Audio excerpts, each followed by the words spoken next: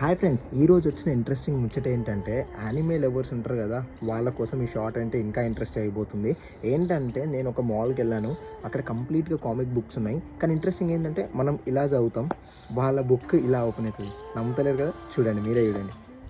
So నేనైతే west field మాల్కి వచ్చేసాను. ఇక్కడ వాటర్ స్టోన్స్ అనేది అయితే బుక్ షాపు. ఇందులో అన్ని రకాల బుక్స్ ఉన్నాయి. మెయిన్గా ఈ యానిమే సెక్షన్ అండ్ గేమ్ సెక్షన్కి వస్తే గేమ్స్, యానిమే అనేటివి మూవీస్ కాస్త బుక్స్ అయ్యాయి, కామిక్ బుక్స్ లాగా.